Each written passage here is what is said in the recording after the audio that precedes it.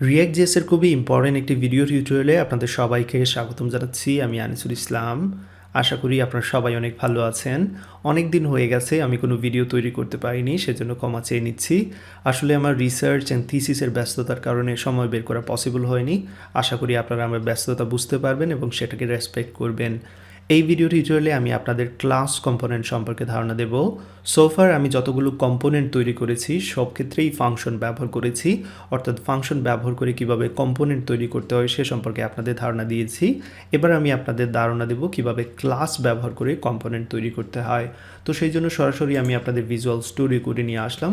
দেখতে পাচ্ছেন এখানে index.html রয়েছে, যে বেসিক স্ট্রাকচার থাকার কথা সেটা রয়েছে, এবং সোর্সে মাত্র দুইটি ফাইল রয়েছে, index.js যেটা মূলত অ্যাপকে লোড করছে, এবং app.js এর মধ্যে জাস্ট একটা রিটার্ন মেথড রয়েছে, রিটার্ন মেথডের মধ্যে হ্যালো ওয়ার্ডটা রিটার্ন করে দিচ্ছে। সো এখানে আউটপুট আপনারা দেখতে পাচ্ছেন। তো এবার চলুন প্রথমে আমি আবার আপনাদের মনে করিয়ে দিই কীভাবে ফাংশনাল কম্পোনেন্ট তৈরি করতে হয়, যেটা আপনারা অনেকবার করেছেন। আমি এখানে সোর্সের মধ্যে একটি ফোল্ডার নিচ্ছি, ফোল্ডারের নাম দিচ্ছি কম্পোনেন্টস, এবং কম্পোনেন্টস এই ফোল্ডারের মধ্যে যে কাজটা করব, আমি card.js অথবা card1.js নামে একটি ফাইল নিচ্ছি। তো এখানে আমি ফাংশনাল কম্পোনেন্ট তৈরি করব, সেই জন্য যে কাজটা করতে পারি ফাংশন অ্যান্ড দেন card1, তারপর যেটা করব আমি এখান থেকে রিটার্ন করব। লক্ষ্য রাখবেন এখানে আমি একটি ডিভ রিটার্ন করব ধরা যাক, এবং ডিভের মধ্যে লেখা থাকবে card1, দ্যাটস ইট, এতটুকু। ওকে, তো এবারে এটাকে এক্সপোর্ট করতে হবে, কারণ অন্য জায়গা থেকে যদি আমি এই কম্পোনেন্টকে ব্যবহার করতে চাই সেক্ষেত্রে ডেফিনেটলি এটাকে এক্সপোর্ট করতে হবে। সো সেই জন্য এখানে আমি এক্সপোর্ট দিয়ে দিচ্ছি card1কে। এবারে app.js থেকে আমরা card1কে ব্যবহার করতে পারবো, সেই জন্য যে কাজটা করতে হবে এখানে card1 অ্যাক্সেস করব। কোথায় থেকে অ্যাক্সেস করব সেটা বলে দেব। কম্পোনেন্টস ফোল্ডার থেকে আমরা কাকে অ্যাক্সেস করব? card1কে। এবার এইখানে আমি যে কাজটা করতে পারবো এই card1কে অ্যাক্সেস করতে পারবো। দ্যাটস ইট, এতটুকু কাজ। এবার যদি রিলোড করি এক্স্যাক্টলি সেম দেখতে পাচ্ছেন, আমরা যেমনটা চেয়েছিলাম card1 তেমনটাই দেখাচ্ছে। তো ধরা যাক এবার এই card1-এর মধ্যে আমি কিছু ভ্যালু পাস করব, অর্থাৎ প্রপসের সাহায্য নেব, যেটার আইডিয়া অলরেডি আমি আপনাদের দিয়েছি।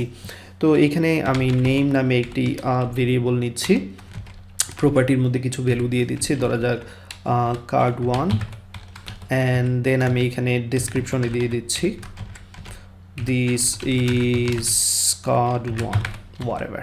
ওকে, তো এই যে প্রপস আমি সেন্ড করছি সেটাকে রিসিভ করতে হবে card1 থেকে, সেই জন্য এখানে আমি প্রপসের সাহায্য নেব। ফাংশনাল কম্পোনেন্টে কীভাবে প্রপস ব্যবহার করতে সেটা অলরেডি আপনারা শিখে নিয়েছেন, এবং এইখানে যে কাজটা করব আমি লক্ষ্য রাখবেন এইখানে আমি এই প্রপস থেকে মূলত যেটা প্রিন্ট করব সেটা হচ্ছে props.name, অ্যান্ড দেন আমি এখানে চাইলে আমি একটি প্যারাগ্রাফ ট্যাগ বা h3 ট্যাগে এই কাজটা করতে পারি। সো h3 ট্যাগের মধ্যে props.nameকে প্রিন্ট করব, অ্যান্ড দেন আমি এখানে প্যারাগ্রাফ ট্যাগ নেব, লক্ষ্য রাখবেন, এবং প্যারাগ্রাফ ট্যাগের মধ্যে props.description সেটাকে প্রিন্ট করব। That's it. তো যেই জিনিসগুলো আমরা এখান থেকে সেন্ড করেছিলাম নেম অ্যান্ড ডেসক্রিপশন প্রপসের সাহায্যে, সেইগুলোকে আমি এখান থেকে অ্যাক্সেস করতে পারছি। তো প্রপসের ব্যবহার অলরেডি আমি আপনাদের দেখিয়ে দিয়েছি, এখানে ডিসকাস করার কোনো দরকার দেখছি না। দেখতে পাচ্ছেন পারফেক্টলি দেখাচ্ছে card1, this is card1, perfect. তো চলুন এবার যে কাজটা করি, এটা তো হচ্ছে ফাংশনাল কম্পোনেন্ট, ফাংশনের সাহায্যে কম্পোনেন্ট তৈরি করা। এবার আমি আপনাদের দেখাবো ক্লাসের সাহায্যে কীভাবে কম্পোনেন্ট তৈরি করতে হয়। তো কাজ এত ডিফিকাল্ট না, খুবই সহজ।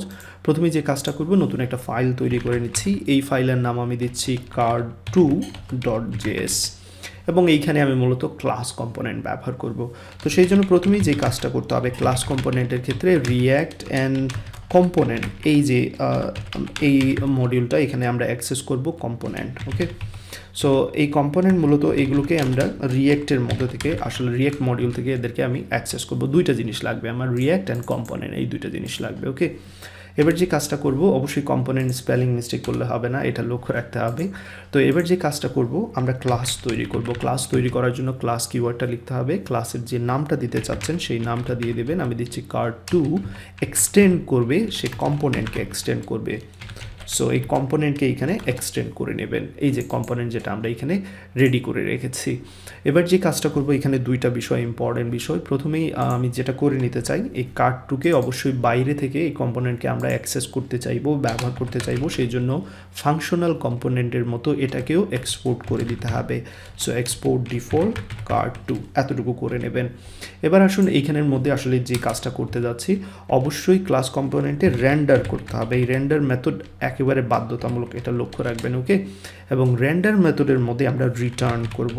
আমরা নর্মালি ফাংশনাল কম্পোনেন্টে কী করেছিলাম নিশ্চয়ই আপনাদের মনে আছে। ফাংশনাল কম্পোনেন্টের ক্ষেত্রে আমরা জাস্ট রিটার্ন কিওয়ার্ডটা ব্যবহার করেছিলাম, রিটার্নের মধ্যে সব কিছু করেছি, তাই না?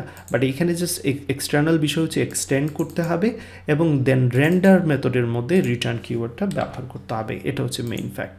ওকে, সো আমি এখান থেকে রিটার্ন করছি। ধরা যাক আমি এখান থেকে রিটার্ন করব হ্যালো ফ্রম কার্ড2, হ্যালো ফ্রম কার্ড2, এবং এইখানে আমি জাস্ট এটাকে h3 ট্যাগের মধ্যে দিয়ে দিচ্ছি, এতে করে বুঝতে সুবিধা হবে। ওকে, এখান থেকে এটাকে কেটে নিচ্ছি। আসলে এখানে ডবল কোটেশনে দেওয়ার কোনো দরকার নেই, সরিয়ে দিচ্ছি।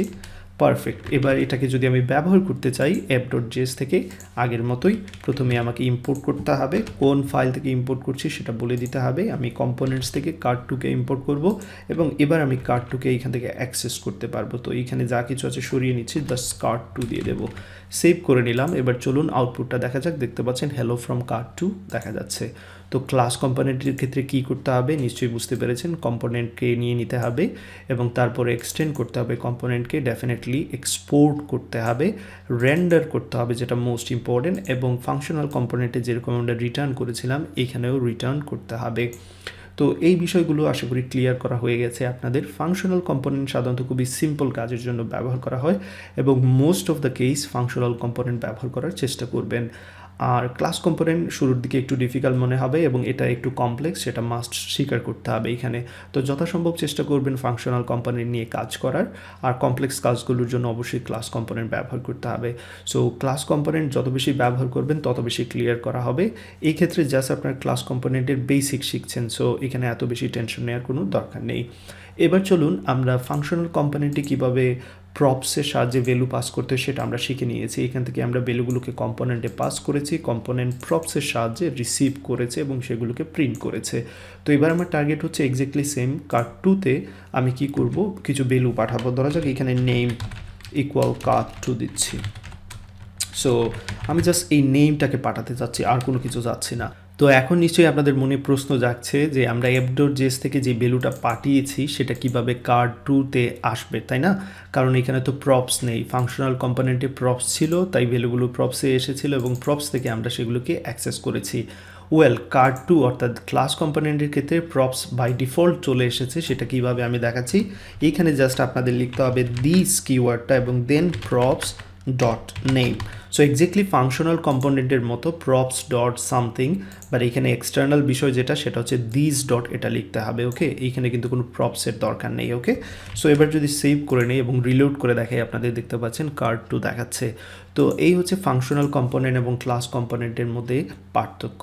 আশা করি এই ভিডিও থেকে আপনারা শিখতে পেরেছেন কিভাবে ক্লাস কম্পোনেন্ট তৈরি করতে হয় এবং ক্লাস কম্পোনেন্টের বেসিক ধারণাগুলো আমি আপনাদের দিতে পেরেছি। এই ভিডিও এতটুকু থাকবে। পরবর্তী ভিডিও টিউটোরিয়ালে আমি ইম্পর্টেন্ট কিছু টুলস এবং এক্সটেনশন সম্পর্কে আলোচনা করব, যেগুলো আপনাদের রিয়্যাক্ট ডেভেলপমেন্টে অনেক সাহায্য করবে, অনেক ফাস্টার কাজ করতে পারবেন। যেমন একটা উদাহরণ দেখাচ্ছি, এখানে আমি নতুন একটা ফাইল তৈরি করছি, আমি card3.js নিচ্ছি এবং আমার ইচ্ছা হচ্ছে এখানে একটি ফাংশনাল কম্পোনেন্ট তৈরি করব। সো জাস্ট আমি RFC লিখে এন্টার দেওয়া মাত্রই দেখতে পাচ্ছেন একটি ফাংশনাল কম্পোনেন্ট তৈরি করা হয়ে গেছে।